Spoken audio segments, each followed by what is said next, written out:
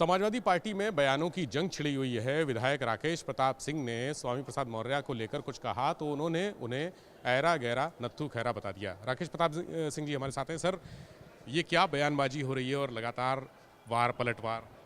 देखिए, एक धार्मिक व्यवस्थाओं पर माननीय स्वामी प्रसाद जी द्वारा एक टिप्पणी की गई, तो उस पर मैंने एक धार्मिक मंच पर मैं गया था और वहाँ कुछ कहा गया धर्मपीठ पे, तो उस पर मैंने उनको जवाब दिया था कि ऐसा प्रभु राम पर और रामचरितमानस पे टिप्पणी करने वाला व्यक्ति केवल विक्षिप्त प्राणी हो सकता है और कुछ इससे ज़्यादा नहीं हो सकता। इसलिए कि हम डॉक्टर राम मनोहर लोहिया जी को मानने वाले लोग हैं, समाजवादी पार्टी की नीति रीत सिद्धांतों पे चलने वाले लोग हैं। डॉक्टर राम मनोहर लोहिया जी ने कहा कि हे धरती माँ, मुझे प्रभु राम की मर्यादा मिल जाए, ऐसा आशीर्वाद दीजिए, प्रभु कृष्ण की उन्मुक्ता मिल जाए और प्रभु शिव की व्यापकता मिल जाए, तो इसी के सहारे हम भारतवर्ष में समाजवाद की स्थापना कर सकते हैं। डॉक्टर राम मनोहर लोहिया जी ने सबसे पहले हिंदुस्तान में राम के नाम पे मेले का आयोजन हो, ऐसा प्रस्ताव उन्होंने रखा था। तो ये लोग ईश्वरवादी थे और आप आज जो है रामायण पे, राम पे, लक्ष्मण पे, साधु संतों पे टिप्पणी कर रहे हो, तो ये कदाचित उचित नहीं। मैंने इसका खंडन किया था और तब किया था जब समाजवादी पार्टी ने ये कहा था कि उनका ये व्यक्तिगत बयान है। तो जो व्यक्तिगत बयान उनका हो गया, तब मैंने उसको खंडन किया उसका। तो स्वामी प्रसाद मौर्य जी ने कह दिया कि ऐरा गैरा नत्थू खैरा।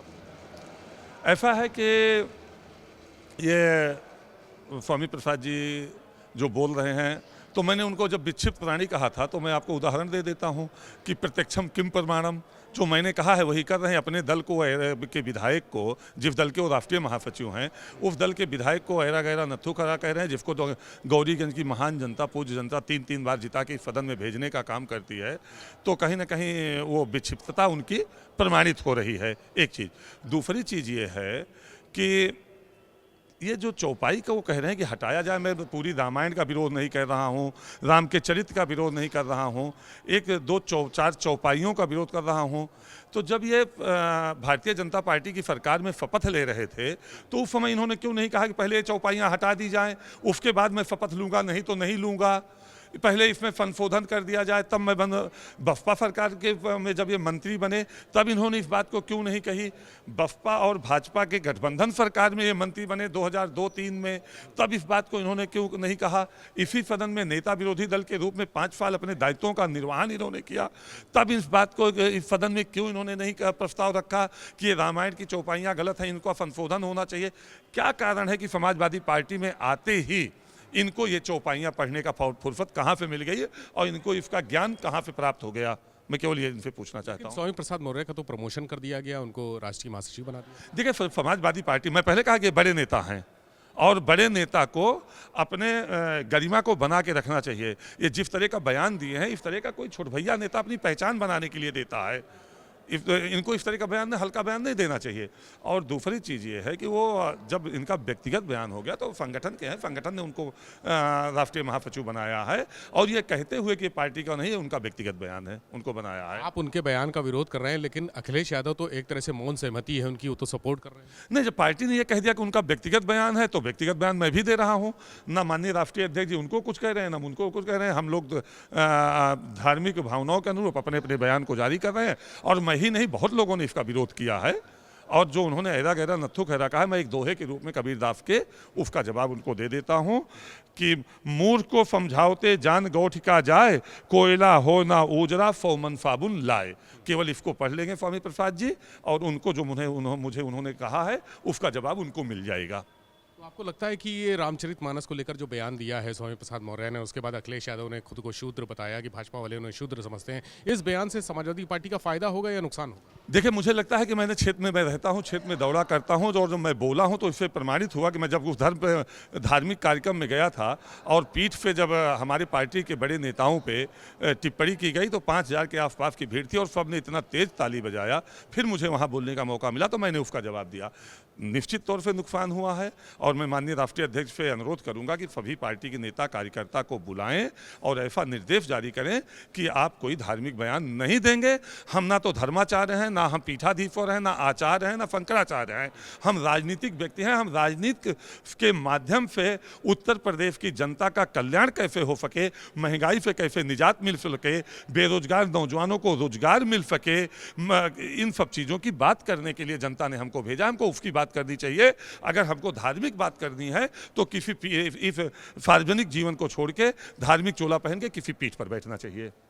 इस बयान के बाद समाजवादी पार्टी में दो धड़े हो गए हैं, एक जो समर्थन कर रहा है, एक विरोध कर रहा है। ये भी कहा जा रहा है कि विरोध करने वाले समाजवादी पार्टी से अलग भी हो सकते हैं, उसमें आप भी शामिल। नहीं, ये बार बार इसको समाजवादी पार्टी माननीय राष्ट्रीय अध्यक्ष जी से क्यों जोड़ा जा रहा है?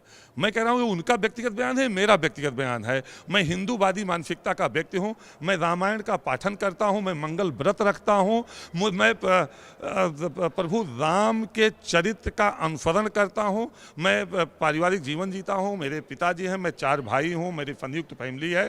मैं अपने जीवन को जीने का जो मर्यादित जीवन, आदर्श जीवन जीने का पारिवारिक जो संगठन है हमारा, वो हमको राम के चरित्र से मिलता है और रामायण से मिलता है। इसलिए मैं व्यक्तिगत आहत हुआ हूँ और व्यक्तिगत मैंने ये उनका खंडन किया है। आप आहत हुए तो अखिलेश यादव से मुलाकात कर से उनके क्या बात करेंगे? देखिए, माननीय राष्ट्रीय अध्यक्ष जी बाहर हैं और इस समय मेरे यहाँ वैवाहिक कार्यक्रम था तो मैं बीच में लखनऊ आ भी नहीं पाया। और ये मेरा बयान भी धार्मिक मंच पे क्षेत्र से ही जारी हुआ था। वो शायद बाहर गए हैं। मैं रात 1:30 बजे लौटा हूँ लखनऊ और आज फिर चला जाऊँगा क्षेत्र। जैसे वो आएंगे मैं उनसे व्यक्तिगत जाके मुलाकात करूँगा और अनुरोध करूँगा कि समाजवादी पार्टी का एक छोटा कार्यकर्ता होने के नाते संगठन से मैं सदन तक पहुँचा हूँ, बड़ी मेहनत के साथ यहाँ तक पहुँचा हूँ और माननीय राष्ट्रीय अध्यक्ष जी के आशीर्वाद से समाजवादी पार्टी के झंडे और सिंबल के सहारे, तो उसका नुकसान होते मैं नहीं देख सकता। स्वामी प्रसाद मौर्य के लिए क्या संदेश है आपका? मैंने एक दोहा सुनाया है, स्वामी प्रसाद जी इसको पढ़ें और निश्चय करें कि कहीं तो आके स्थिर हो जाएं। जनता दल, सपा, बसपा, भाजपा, अब सपा, तो कहीं स्थिर हो जाएं और स्थिरता की बात करें, लोगों को जोड़ने की बात करें। समाजवादी पार्टी लोगों को जोड़ने को, सभी को लेके चलने का, जोड़ों पे विश्वास करने वाली पार्टी है, सबको साथ लेके चलने वाली पार्टी है। तोड़ों वाली बात ना करें यहाँ, वो पुराने नारा को ना करें। और मैं आपके माध्यम से एक चीज़ और कहना चाहूँगा कि ये बाबा साहब करते यहाँ तक पहुँचे हैं। बाबा साहब के संविधान या बाबा साहब के उसको, बाबा साहब ने भी तो यही लिखा है। आर्टिकल 25 से 29 तक बाबा साहब ने लिखा है कि भारत में रहने वाले प्रत्येक व्यक्ति को अपनी धार्मिक भावनाओं को प्रकट करने का पूरा अधिकार होगा। अगले आर्टिकल में बाबा साहब ने लिखा है कि भारत में रहने वाले किसी भी व्यक्ति को दूसरे के धार्मिक भावनाओं के और धर्म में टिप्पणी करने का कोई अधिकार नहीं होगा। पहले स्वामी प्रसाद जी ये सिद्ध करें कि वो हिंदू हैं कि बौद्धिस्ट हैं। अगर वो बौद्धिस्ट हैं तो हिंदू धर्म में, हिंदू पंथ में क्या चल रहा है, क्या लिखा है ग्रंथ में, उनसे क्या मतलब है। उन्होंने तो सनातन धर्म भी कह दिया, कोई धर्म नहीं है, सिर्फ बौद्ध धर्म ही है। देखो, धर्म तो एक केवल है सनातन। मैं धार्मिक व्यक्ति नहीं हूँ, इसलिए धर्म पे कोई टिप्पणी नहीं करना चाहता और ना धार्मिक बहुत ज़्यादा मुझे ज्ञान है कि मैं बहुत बात करूँ। लेकिन मैं ईश्वरवादी आदमी हूँ, मैं सनातनी हूँ, मैं धर्म को मानने वाला व्यक्ति हूँ। मैं जहाँ तक जानता हूँ कि इस धरती पर धर्म तो केवल एक आया, सनातन धर्म, बाकी सब पंथ आए और पंथ के लोग प्रचारक हुए। धर्म तो सिर्फ एक है, सनातन, उसी की शाखाएँ सब निकली हैं। ये एक आखिरी सवाल, अब्बास अंसारी की पत्नी निखत अंसारी को गिरफ्तार किया गया। अब अफजाल अंसारी कह रहे हैं कि ये सब गलत तरीके से हुआ है और बिल्कुल फंसाने की कोशिश की जा रही है। देखिए, मैं नहीं जानता हूँ कि मुझे जानकारी भी नहीं कि उनको किस अपराध के तहत गिरफ्तारी की गई है, और अगर उनको निर्दोष कहीं गिरफ्तारी की गई है तो ये गलत है, और अगर कहीं वो मुलजिम है तो कानून अपना काम करेगा, हम जनप्रतिनिधि अपना काम करेंगे। हम लोग जो यहाँ पे कानून बनाते हैं उसी कानून के सापेक्ष ये जो कानून को संचालित करने वाले कर्मचारी अधिकारी हैं उसका संचालन करते हैं। लेकिन मैं इसको जानूंगा जरूर, और जानूंगा जो सही होगा उसको बोलूँगा जरूर फिर। बहुत शुक्रिया। विधायक राकेश प्रताप सिंह जी हमारे साथ थे। उन्होंने कहा कि स्वामी प्रसाद मौर्य के ऐरा गहरा नत्थू खैरा वाली बात से बेहद आहत हैं और इस बात को लेकर अखिलेश यादव से जल्द मुलाकात करेंगे। उनसे कहेंगे कि धार्मिक बयानबाजी पर रोक लगाई जाए। कैमरा से राजू के साथ विवेक त्रिपाठी, एबीपी गंगा, लखनऊ।